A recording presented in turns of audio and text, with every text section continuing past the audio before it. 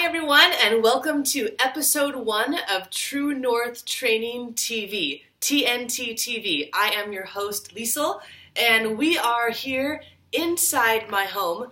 Today we're actually inside my child's room, my toddler's room. This is Dane's room. He's 2 years old, and I'll tell you a little bit later as to why we are in this room and why this carpet right here is such a special place for our family and as it relates to our topic for today. So in episode 1 of TNT TV, True North Training TV, we're exploring one of the newer pieces from Camp True North and the research behind it, what it means, and how we can use this principle to improve our happiness and well-being in life, as well as the young people that we work with. But before we get to that, and before I tell you what it is, we need a little bit of background information to build on for ourselves today. So we need to explore a concept called a happiness set point. So what the research has shown is that each person has what they call a happiness set point that they naturally gravitate back to after the highs and lows of life. So after the most exciting, wonderful thing that's happened to you in your life, you will naturally gravitate back to your normal happiness set point.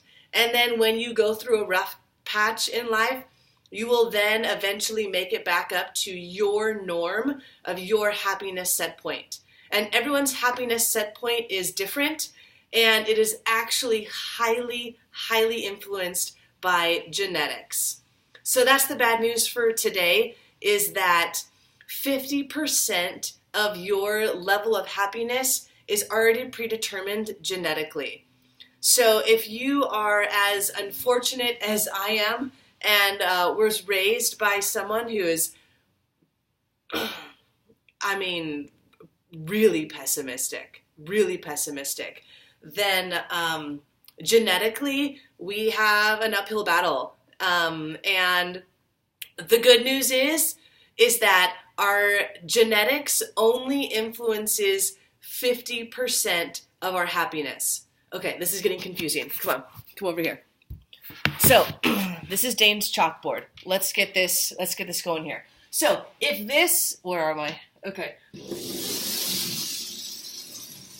Can you see that? Great, okay. So if this is our happiness right here, what the research says is that 50% of our happiness is influenced by this set point, this genetic set point.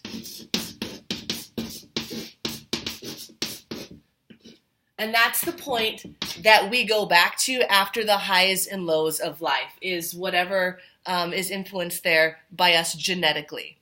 So the good news is that we have this whole other 50% that we can influence. You can't see me. Here, I'm right here. Okay, so here's what the research says. This little piece right here, this 10%, is this showing up backwards for you guys? Shoot, English and backwards. You guys can handle it, you're smart. So 10% of your happiness is influenced by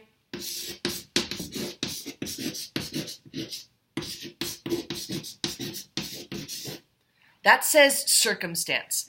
So your circumstances. So that could be getting a raise at your job, or getting the girl of your dreams, or winning the lottery, whatever. And it could also be some negative things of falling off your bike and breaking your leg, or getting really sick. That's going to influence your happiness as well. But it only influences 10% of your overall happiness, our circumstances, which leaves this other 40% right here. This is the exciting stuff, you guys. 40% of our happiness is determined by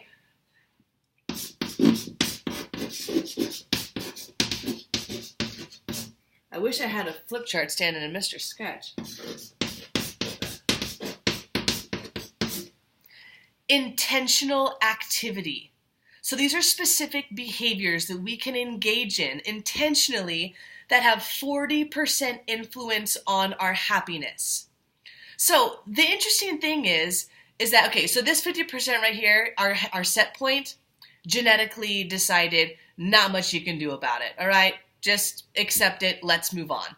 Now, when people are trying to improve or increase their level of happiness, most people focus their energy on trying to change their circumstances. This little piece of the pie right here, like, oh man, life will be good when I get this new job, when I finally finish my bachelor's paper, when I, finally am healthy again, when this happens or when that happens, when I go on this vacation.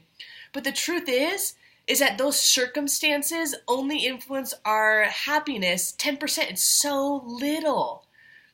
We would be much better served if we focused our energy on intentional activities that actually have a big, big influence on our happiness level.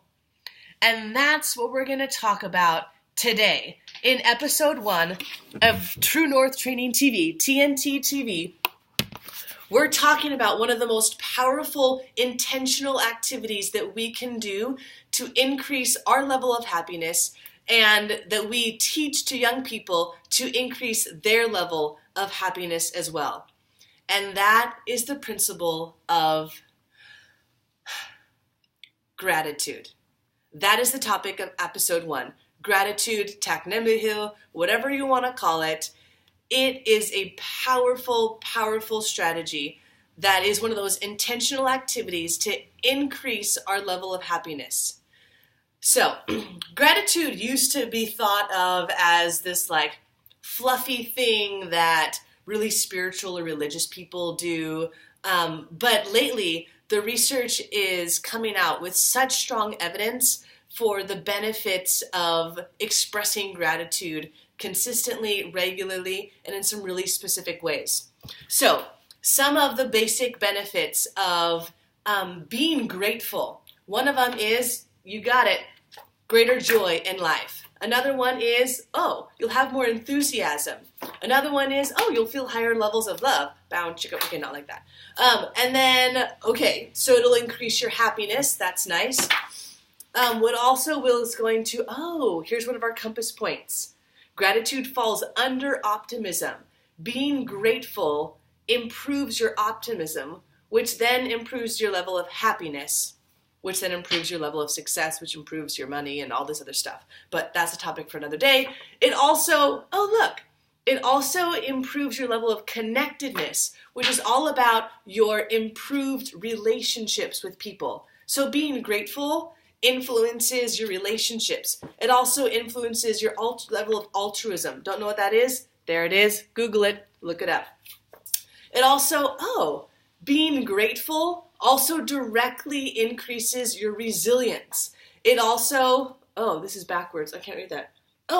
This one's interesting. So research shows that people who are more grateful recover faster from illness and have general greater physical health. Those are all the pluses of being grateful. People who are grateful also have experienced less stress, less bitterness, less greed, less resentment, less envy, and the list goes on and on.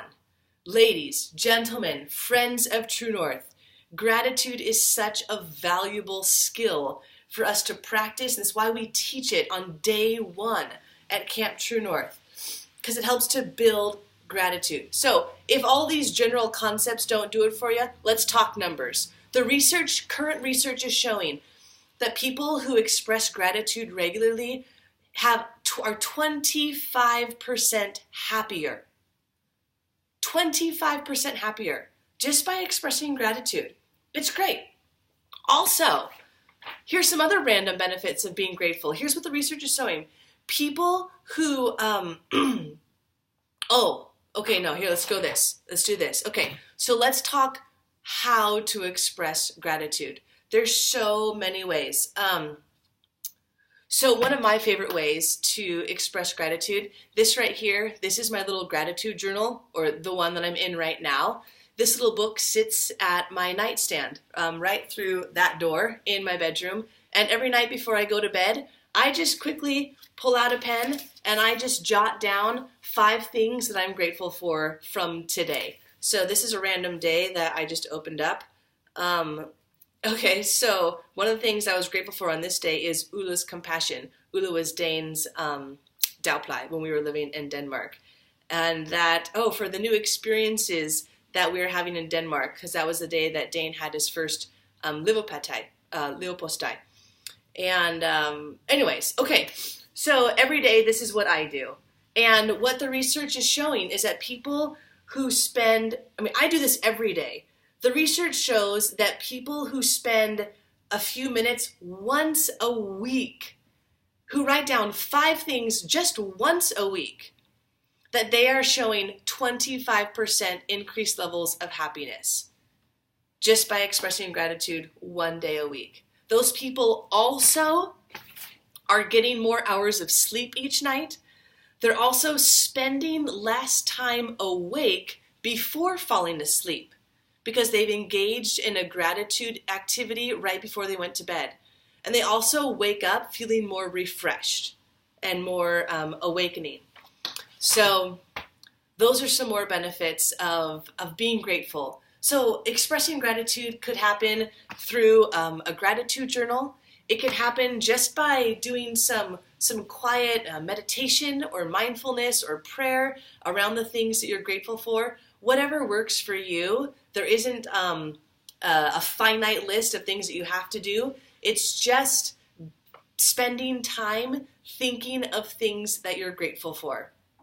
And just being with those thoughts for some time. And all of these benefits will come to you, and they come to the people that we work with and that we teach gratitude to, towards. So the reason why we're here in Dane's room, who is 2, is that one of my favorite moments of the day, okay, that's not true. It is my absolute favorite of the day. My absolute favorite time of day is right before Dane goes to bed, when our family gathers on this carpet and we all lay down as a family on the carpet, and Dane calls it Grateful Fours. And he starts and he picks someone and he says, "Mommy, what are you grateful for today?" And then I share something that I'm grateful for. And then he passes it to Daddy, "What are you grateful for today?" And then James shares something, and then he'll go, "Dane, what are you grateful for today?" And then Dane will share something that he's grateful for from today. And the cycle continues for, well, as long as we let him, because Dane really loves doing his grateful fors. And it's just such a special experience to do as a family.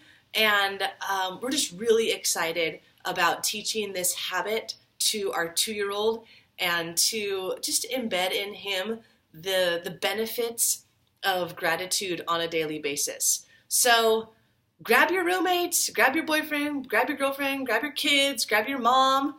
If you're 42 living at home with your mom, that's cool, man. Grab your mom, lay down on the carpet tonight, and share some of the things that you're grateful for, or do whatever works for you to express more gratitude. And then notice all the benefits that start coming. It is such a wonderful, wonderful tool. If you're really curious about more information about gratitude, there's a book called Thanks, How the New Science of Gratitude Can Make You Happier. It's written by Robert Emmons, and he's actually the editor-in-chief right now for the Journal of Positive Psychology, where a lot of our curriculum comes from, the field of positive psychology. It's a great little book about gratitude, and excuse me. So feel free to comment down below. What is something that you are grateful for right now? What is on your mind? What's on your heart? What are you feeling? And feel free to ask any questions in the comment section, as well as make any requests for future topics here on True North Training TV, TNTTV. Once again, I'm Liesl, your host. And until next time, friends, keep learning, keep growing, keep making a difference.